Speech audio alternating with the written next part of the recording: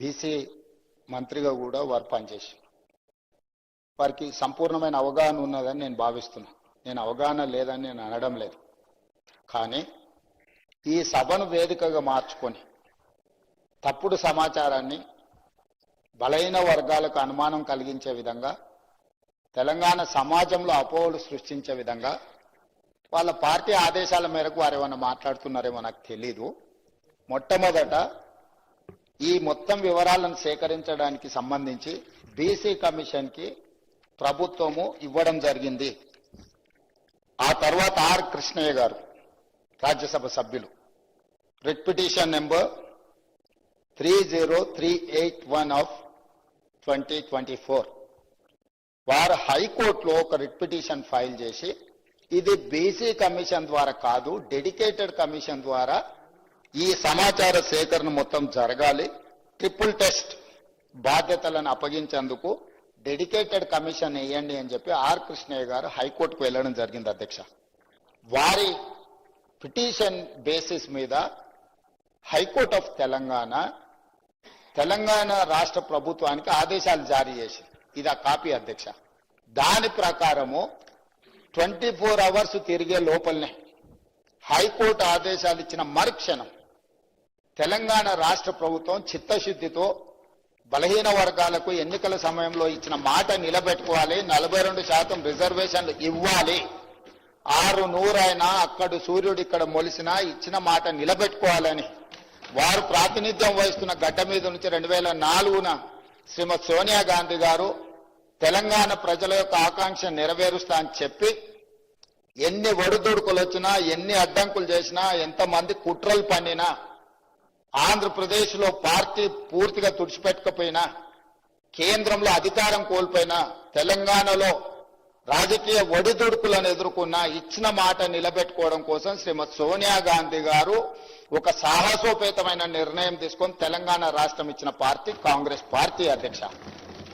అట్లాంటి కాంగ్రెస్ పార్టీ నాయకుడు రాహుల్ గాంధీ గారు ఈ 42% బీసీలకు బలహీన వర్గాలకు భారత్ జోడో యాత్ర సందర్భంగా ఇచ్చిన మాటను అమలు చేయడానికి చిత్తశుద్ధితో అన్ని రకాల ప్రయత్నాలు చేసి ఎక్కడ కూడా వారే చెప్పారు. గతంలో బీహార్లో చేస్తే అడ్డంకులు వచ్చినాయి, రాజస్థాన్లో చేస్తే అడ్డంకులు వచ్చినాయి, ఇతర రాష్ట్రాలలో చేస్తే అడ్డంకులు వచ్చినాయి.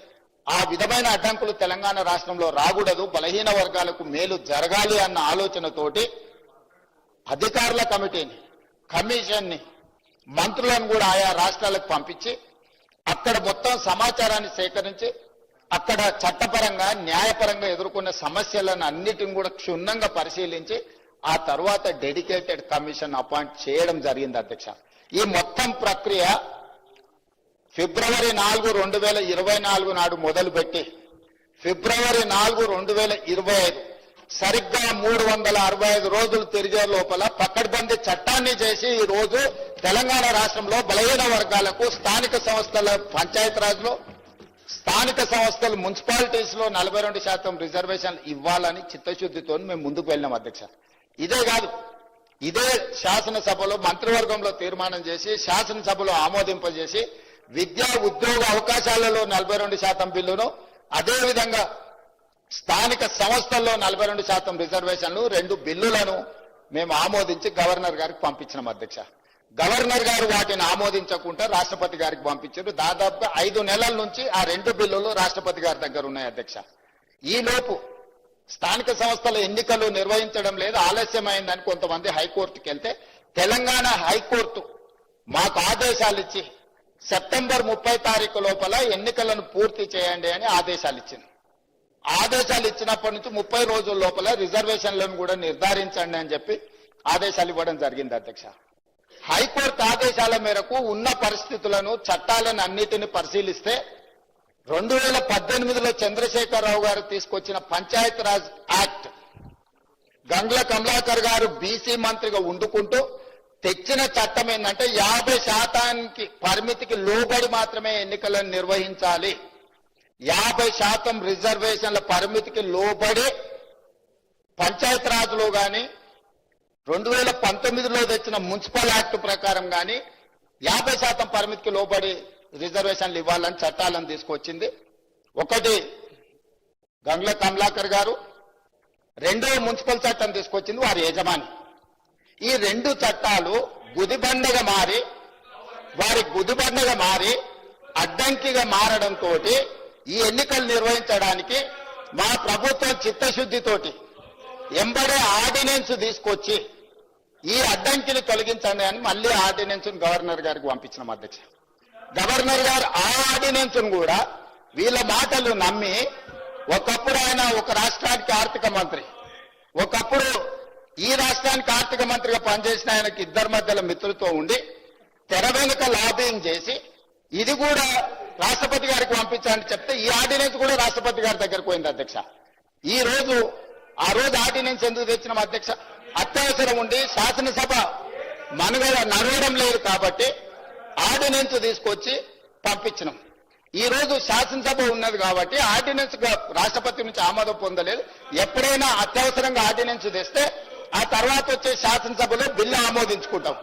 ఇవాళ ఆ బిల్లులు తీసుకొచ్చి ఇక్కడ పెట్టి వీటిని ఆమోదించండి అని అంటే ఏమాత్రం ఇప్పుడు గంగ్ల కమలాకర్ గారు మాట్లాడింది చూడండి అధ్యక్ష.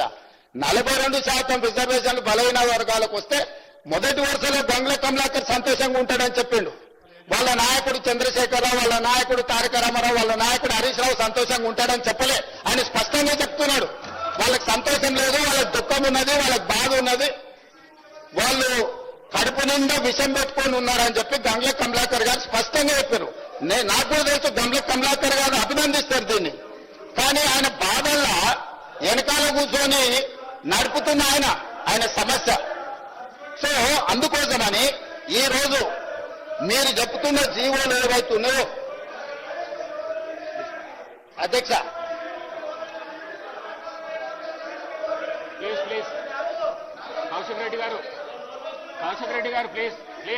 అధ్యక్ష బీసీ కమిషన్ కి ఇచ్చిన జీవో అయినా లేకపోతే డెడికేటెడ్ కమిషన్ కు ఇచ్చిన జీవో అయినా బలహీన వర్గాలకు 42% రిజర్వేషన్లు ఇవ్వాలన్నదే ప్రభుత్వం యొక్క ఆకాంక్ష, చిత్తశుద్ధి అధ్యక్ష. అందుకోసమని ఇప్పటివరకు కలిసి రాలే. అదేవిధంగా గంగ్ల కమలాకర్ గారు ఇంకొక మాట అన్నారు, ఢిల్లీకి అఖిలపక్షాన్ని తీసుకెళ్తా అన్నారు, మీరు అఖిలపక్షాన్ని తీసుకెళ్లలేదని. అధ్యక్ష 5 సార్లు ప్రధానమంత్రికి నేను లేఖ రాసిన.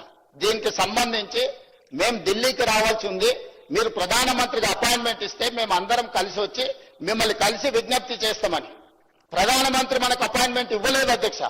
ప్రధానమంత్రి అపాయింట్మెంట్ ఇవ్వకపోతే పార్లమెంటు జరిగేటప్పుడు ప్రధానమంత్రిని కేంద్ర ప్రభుత్వం మీద ఒత్తిడి తీసుకురావడానికి జంతర్ మంతర్ లో మేము దీక్ష పెడితే, జంతర్ మంతర్ లో ధర్నా చేస్తే దాదాపుగా 100 మంది పార్లమెంట్ సభ్యులు ఇతర రాష్ట్రాలకు సంబంధించిన వాళ్ళు వచ్చి తెలంగాణ బీసీ రిజర్వేషన్ 42కు మద్దతు పలికిండ్రు.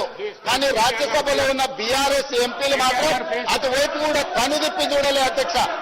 బలహీన వర్గాల తరఫున మాట్లాడుతున్న గంగ్ల కమలాకర్ కూడా ఆ వైపు రాలేదు అధ్యక్ష. అంటే వాళ్ళ పార్టీ నాయకుడు బలహీన వర్గాలకు 42% రిజర్వేషన్లు ఇవ్వడానికి సిద్ధంగా లేరు, వాళ్ళకి చిత్తశుద్ధి లేదు. ఇవాళ కూడా ఈ గందరగోళం సృష్టించి బలహీన వర్గాలకు సంబంధించిన రిజర్వేషన్ల బిల్లు ఆమోదం చెందకుండా ఒక అబద్ధాల ప్రాతిపదికన ఈ రోజు మాట్లాడుతున్నారు అధ్యక్ష. అందుకే ఇలాంటి వాళ్ళకి కనువిప్పు కలగడానికి ఫిబ్రవరి 4 ప్రతి సంవత్సరం సోషల్ జస్టిస్ డేగా నడుపుకోవడానికి ఇదే సభలో మా మిత్రులు పొన్నం ప్రభాకర్ గారు తీర్మానం ప్రవేశపెడితే ఆమోదించిన అధ్యక్ష. ప్రతి సంవత్సరము బలహీన వర్గాలకు న్యాయం చేసినందుకు బలహీన వర్గాల ఆత్మగౌరవాన్ని పెంచడానికి ఫిబ్రవరి 4 తారీఖును సోషల్ జస్టిస్ డే కింద జరుపుకోవాలని నిర్ణయించిందే ఈ ప్రభుత్వం. మిత్రుడు పొన్నం ప్రభాకర్ గారు మంత్రి గారు ప్రవేశపెట్టిన తీర్మానం అధ్యక్ష. ఈ ప్రభుత్వం చిత్తశుద్ధిని, మీరు తప్పులు చేసిండ్రు, మీ తప్పులకు ప్రజలు శిక్ష విధించిండ్రు, ప్రజలు ఒక తీర్పు ఇచ్చిండ్రు, ప్రజలు ఇచ్చిన తీర్పు మేరకి ప్రజాప్రభుత్వం ఏర్పడ్డది. ఈ ప్రజాప్రభుత్వం ప్రజలకిచ్చిన మాట ప్రకారం వాటిని అమలు చేస్తుంది. అమలు చేయడానికి మీరు సహకరించండి. ఒకవేళ మీరు సహకరించము, మీ బుద్ధి మారలేదంటే మళ్ళీ ప్రజలు మళ్ళొక తీర్పు ఇస్తారు. ఆ హోదా కూడా మిగలేదు చివరికి. కాబట్టి దయచేసి వీళ్ళు రాలే వాళ్ళు రాలే, అంతకంటే ముందు రాహుల్ గాంధీ గారు ఏం చేసిండ్రు, ఏం మాట్లాడిండ్రు, ఏం హామీ ఇచ్చిండ్రు, ఏ నిర్ణయం మేరకు ముందుకు వెళ్తున్నామో వీళ్ళు మాకు సూక్తులు చెప్పాల్సిన అవసరం లేదు అధ్యక్ష. వాళ్ళ నాయకుడు మొదట సభలో వచ్చి కూర్చోమని ఉంది అధ్యక్ష. రాహుల్ గాంధీ వచ్చిందా లేదా, రాహుల్ గాంధీ ఆదేశం లేకుండా రేవంత్ రెడ్డి గారు ఇక్కడ ఈ నిర్ణయాలన్నీ చేస్తాడు అధ్యక్ష. ఇంత ఇంపార్టెంట్ చర్చ జరుగుతుంటే బలహీన వర్గాలకు న్యాయం చెయ్యాలని 100 సంవత్సరాల నుంచి జరగని కులగణన తెలంగాణ రాష్ట్ర ప్రభుత్వం చేసినందుకు ఏది ఏమైనా రాజకీయాలను పక్కన పెట్టి ప్రధాన ప్రతిపక్ష నాయకుడు చంద్రశేఖరరావు గారు వచ్చి ఒక మంచి మాట, అయ్యా మేము చేయలేని పని ప్రజాప్రభుత్వం కాంగ్రెస్ పార్టీ చేసింది, నేను అభినందిస్తున్నా అంటే వారి పెద్దరికం పెరిగి ఉండేది కదా అధ్యక్ష. వారేమో రాడు, ఇక వచ్చిన ఆయననే గిట్లున్నాడు, ఎట్లున్నాడో మీకే కనిపిస్తుంది ఆ పైనుంచి. ఇట్లాంటి వాళ్ళందరినీ ఇందులోకి తోలి తాను చెడ్డ కోత అంటే వనమల్లే తెచ్చిందంట. అట్లనే ఉంది వ్యవహారం కాదు. ఇప్పటికైనా మిత్రులు గంగుల కమలాకర్ గారికి నా సూచన, ఈ ఒక్క విషయంలోనన్నా వాళ్ళ ఒత్తిడికి లొంగకు. ఏమైనా మంచి సైడ్ ఉంటే నేను చూసుకుంటా, నువ్వేం వాళ్ళకి భయపడకు మిత్రమా. మంచి సైడ్ ఏమైనా ఉంటే నేనున్నా, మనం పాత మిత్రులనే కదా, నీకు తెలియదేముంది. వాళ్ళ ఒత్తిడికి లొంగకు, వాళ్ళకి ఇష్టం లేదు. వాళ్ళ పోకడలు దగ్గరకెళ్ళి నువ్వు చూసినావు. పర్టికులర్ గా కరీంనగర్ లో నీకైనా ఎల్రమ్న గారికైనా పొన్నం ప్రభాకర్ గైనా వాళ్ళ పోకడలు ఎట్లుంటాయో నీకు తెలియదా, నేను చెప్పాలనా? కాబట్టి దయచేసి, నాకు చాలా మంచిగా తెలుసు కాబట్టి ఇక్కడికి వచ్చిన, లేకపోతే ఎట్లా వస్తాను నేను? నాకు చాలా బాగా తెలుసు కాబట్టి కర్రగాల్చి వాత పెట్టి ఇక్కడ వచ్చి కూర్చున్నా. ఇక నా గురించి కాదు చర్చ. దయచేసి నేను అందరికీ నా విజ్ఞప్తి ఒకటే, ఇదొక మంచి ఉద్దేశంతోనే తీసుకొచ్చిన బిల్లులు. అందుకోసమనే రాజకీయ వివాదాలకు తావు లేకుండా, మీరు ఆరోపణలు చేయకుండా మీరు సూచన చేయండి. తప్పకుండా ఆ మాట ఆయన అధ్యక్ష ఆ వెనకాల గట్టిగా అరిసేట ఆయన కూడా ఆయనే అధ్యక్ష, ఆసోపతే. అందుకే ఆయనకి ఇష్టం లేదు, ఆయన కూడా అంతా అరుస్తున్నాడు అధ్యక్ష. కాబట్టి అధ్యక్ష, అదే కలవకుంట కాదు అధ్యక్ష, కలవకుండా ఉంచడం అన్నమాట. ఎవ్వరు కలవకుండా ఉండాలి. బీసీలు ఓసీలు కలవద్దు, ఎస్సీలు ఎస్టీలు కలవద్దు, మైనారిటీలు హిందువులు కలవద్దు. అది కలవకుండా చూసే కుటుంబం అధ్యక్ష, అది కలవకుండా కుటుంబం కాదు. కాబట్టి ఇప్పటికైనా ఈ బిల్లును చర్చ లేకుండా మన సభ అంతా ఏకగ్రీవంగా ఆమోదించి చేస్తే కేంద్ర ప్రభుత్వం మీద ఒత్తిడి తీసుకురావడానికి ఉంటది. మేము ధర్నా చేసినప్పుడు రాలేదు, మాకెట్లాగూ మోడీ గారు ఈ విషయంలో అపాయింట్మెంట్ ఇవ్వలే. మిత్రులు పాయల శంకర్ కి ఢిల్లీలో మంచి ఇన్ఫ్లుయెన్స్ ఉంది. మోడీ గారు అపాయింట్మెంట్ ఇప్పిస్తే మనందరం కలిసి వెళ్ళి రాష్ట్రపతి గారి దగ్గర పెండింగ్ ఉన్న విద్యా ఉద్యోగ అవకాశాలకు సంబంధించిన బిల్లు, అదేవిధంగా రాజకీయ స్థానిక సంస్థలలో రాజకీయ రిజర్వేషన్ల బిల్లు, ఇప్పుడు చంద్రశేఖరరావు గారు 50% నియంత్రించుకుంటూ ఏదైతే తెచ్చిండో వారు తెచ్చిన బిల్లు వల్ల పంచాయత్ రాజ్లో ఎస్సీ ఎస్టీల రిజర్వేషన్లు తీస్తే ఆల్మోస్ట్ 27% పోతాయి అధ్యక్ష. ఇక 23% బీసీలకు వచ్చినాయి. అదేవిధంగా మున్సిపాలిటీస్లో కూడా ఆ రిజర్వేషన్లు తీసేస్తే దాదాపుగా 31% బీసీలకు వస్తున్నాయి అధ్యక్ష మున్సిపాలిటీస్లలో. కాబట్టి ఈ రోజు గుదిగ పండుగ మారిందే 2018లో టీఆర్ఎస్ పార్టీ తీసుకొచ్చిన 50% పరిమితి చేసిన రిజర్వేషన్ల చట్టమే ఈ రోజు గుదిబండగా మారింది స్థానిక సంస్థలలో. అదేవిధంగా మున్సిపాలిటీస్ లో కూడా ఆ నిబంధననే మనకు అడ్డంకిగా మారింది. ఈ 3వ మున్సిపల్ ఇప్పుడు పెట్టిన సవరించిన బిల్లులు కూడా ఆమోదిస్తే ఆ 50% అడ్డంకి తొలగిపోతే భవిష్యత్ కార్యాచరణ మొత్తం పకడ్బందీగా చేస్తాం అధ్యక్ష. నేను మళ్ళొకసారి మిత్రుడికి నేను మాట ఇస్తున్నా సభా నాయకుడిగా, చిత్తశుద్ధితోని దీన్ని అమలు చేసుకుందాం. దీన్ని చిలువలు పలువలు చేసి మిమ్మల్ని మీరే అవమానించుకోకండి ఒకరిని ఒకరు. ఎందుకు అని అంటే వాళ్ళు బానే ఉంటారు. గంగుల కమలాకర్ పొన్నం ప్రభాకర్ను అవమానించిన, పొన్నం ప్రభాకర్ ను గంగుల కమలాకర్ను అవమానించిన, ఇది బలహీన వర్గాలకు సంబంధించిన ఆత్మగౌరవం అధ్యక్ష. ఈ సభలో ఒకరినొకరు మీరు విమర్శించుకొని ఇతరుల ముందు పలచన కాకండి. నేను సభా నాయకుడిగా వారికి సూచన చేస్తున్నా, మీరు కూర్చొని మాట్లాడుకోండి. మీకు మంచి జరిగే సమయం వచ్చింది. ఈ మంచి జరిగేటప్పుడు కలిసికట్టుగా ఉండండి. యజమానులను ఒప్పించడానికి, సంతోషపెట్టడానికి పరిశమైన పదజాలం మంత్రుల మీద ప్రయోగించడం వల్ల మీరే చులకనవుతారు.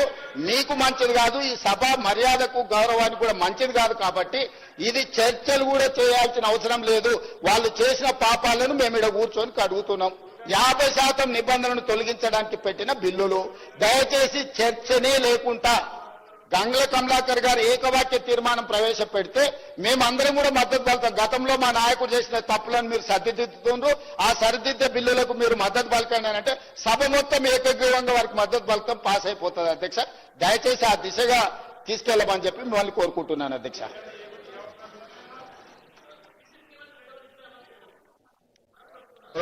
గౌరవ ముఖ్యమంత్రి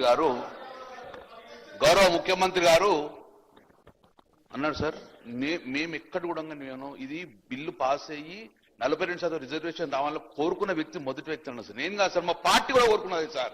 నేను మాట్లాడింది నేను ఒక్కని కాదు సార్, గౌరవ ముఖ్యమంత్రి గారు ఉన్న పర్సన్ కాదు సార్. నేను మాట్లాడేది on behalf of the BRS party.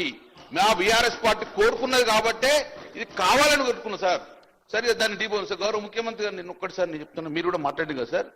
నేను 18 జీవో వరకు వచ్చిన సార్. 18 జీవో తర్వాత మనం ఎవరైనా కానీ ఇందిరా సహాని 1992 ఇందిరా సహాని జడ్జిమెంట్ సుప్రీంకోర్టు ఇచ్చిన డైరెక్షన్ ప్రకారమే ఏ కోర్టైనా పోతుంది సార్.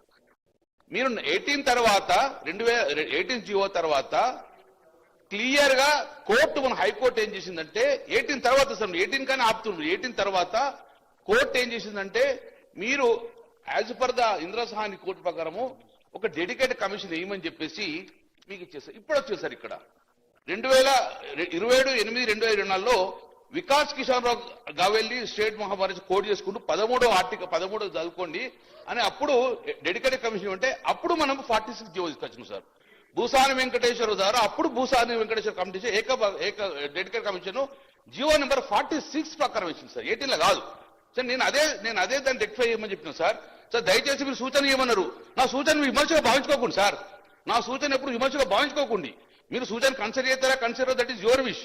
కానీ నేను సూచన చేసిన ప్రకారం మాత్రము నేను స్టడీ చేసి సార్, ఒక బీసీ మంత్రి స్టడీ చేసిన, తమిళనాడు వేనా బీహార్ వేనా నా సూచన పరిగణన తీసుకుంటే ఎలాంటి అడ్డంకులు లేకుండా తమిళనాడులో ఎట్లయితే రిజర్వేషన్ పాస్ అయినాయో అది కావాలని కోరుకుంటా సార్. బీహార్లో ఎట్లయితే ఫెయిల్ అయినాయో అది కావద్దని కోరుకుంటా సార్. నేను చెప్పింది అదే కదా సార్. సార్ ఇక్కడ జరిగింది అదే సార్. భూసాని వెంకటేశ్వర కమిటీని 46 జీవోతో వేశారు సార్. అక్కడ కూడా మీకు క్లియర్ గా కోర్టు కూడా ఏం చెప్పిందంటే 13 పారా చదవమన్నారు సార్. దయచేసి గౌరవ ముఖ్యమంత్రి మీరు 13 పారా క్లియర్ ఏం చెప్పిందంటే డెడికేటెడ్ కమిషన్ ఇవ్వండి, అది కూడా ఆర్టికల్ 340 ప్రకారము, లేకపోతే commission of enquiry act 1952 sir. Please దయచేసి దీన్ని కోడ్ చేసుకోరు sir. Commission of enquiry act 1952 దీని కింద మాత్రమే మీరు డెడికేట్ కమిషన్ వేయాలి. స్పీకర్ సార్,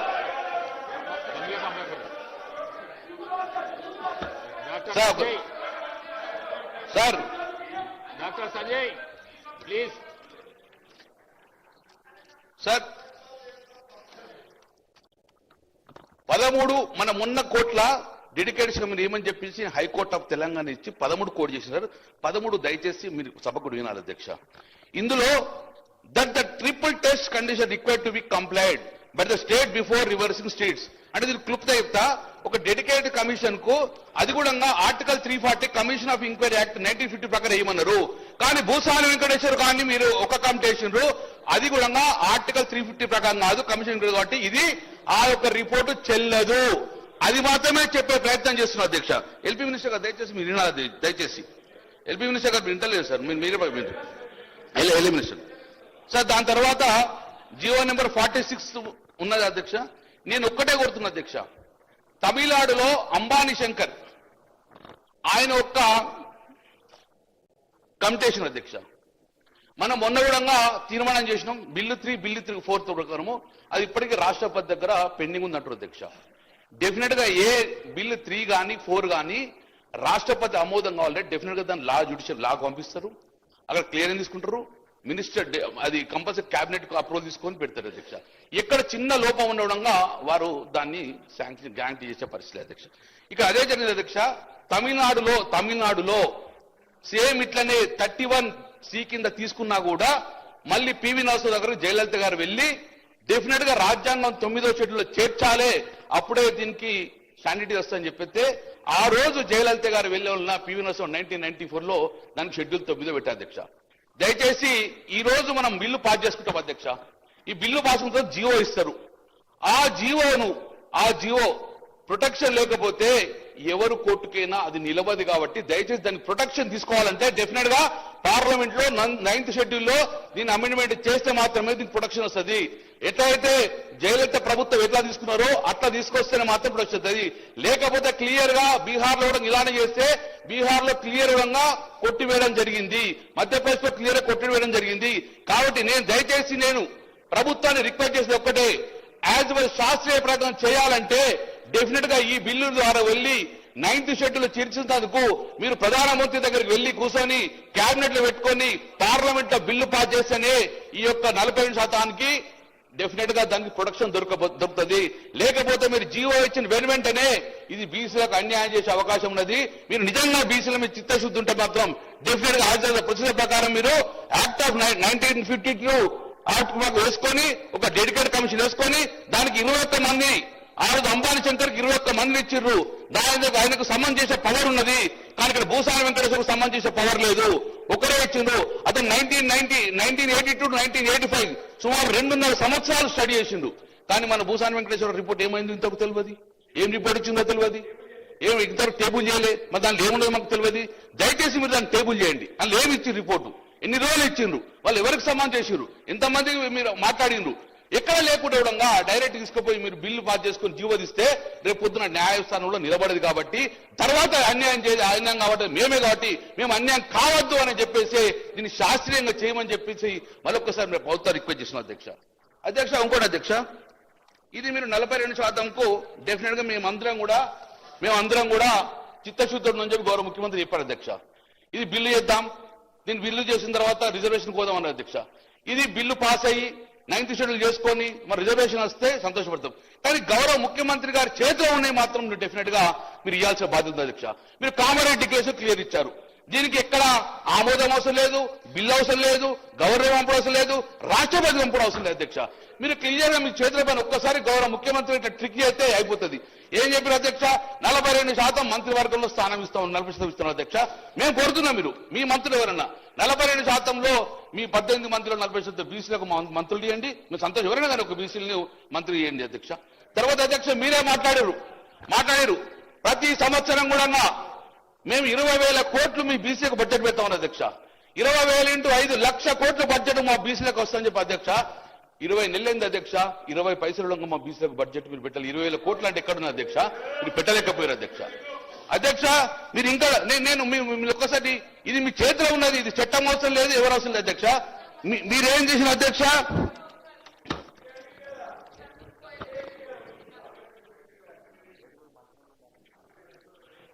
ఎంబీసీ అధ్యక్ష, ఎంబీసీ కులాలకు ప్రత్యేక ఎంబీసీ మంత్రిత్వ శాఖ పెడుతోంది అధ్యక్ష. మేము డిమాండ్ చేస్తున్నాం, మీ చేతిలో ఉన్నది ఎంబీసీ మంత్రిత్వ ఏమని చెప్తాం అధ్యక్ష. తర్వాత తెలంగాణ రాష్ట్రంలో ఏ వర్క్ అయినా కూడా అది మున్సిపాలిటీయా ఇరిగేషన్ ఏదైనా కానీ బీసీల కోసం 42% కేటాయిస్తాం అధ్యక్ష. ఇంతవరకు తెలంగాణ ప్రభుత్వము ఎన్ని కోట్ల వర్కులు ఇచ్చిండ్రు, అలా బీసీలకు ఎన్ని వర్కులు ఇచ్చిండ్రుగా శ్వేతపత్రాలు ఇచ్చారు. మీ చేతిలో పని అధ్యక్ష. 42% ఇస్తే మీరు 1,00,000 కోట్లు వెళ్తే 42 కోట్లు ఎవరో మా బీసీ బిడ్డ వర్క్ చేస్తున్నటువంటి అది మీరు ఎంతవరకు ఇచ్చిండ్రో ఏమని చెప్తారు అధ్యక్ష.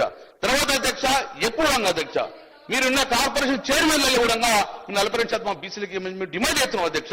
మీరు ఇచ్చిందే, మేము కాదు ఇచ్చింది. కామారెడ్డి డిక్లరేషన్ చేయడం వల్ల బీసీల ఓట్లు గంపగుత్తగా మీరు ఓట్లు వేసుకుని రోజు మీరు ప్రభుత్వం ఏర్పాటు చేసిన అధ్యక్ష. బీసీలను విస్మరించొద్దని చెప్పేసి మీకు మళ్ళొక్కసారి కామారెడ్డి డిక్లరేషన్ మీకు చెప్పడం అధ్యక్ష. ఇంకొకటి గౌరవ ముఖ్యమంత్రి ఇప్పుడు చెప్పారు, మీ పార్టీ కదా ఇచ్చిన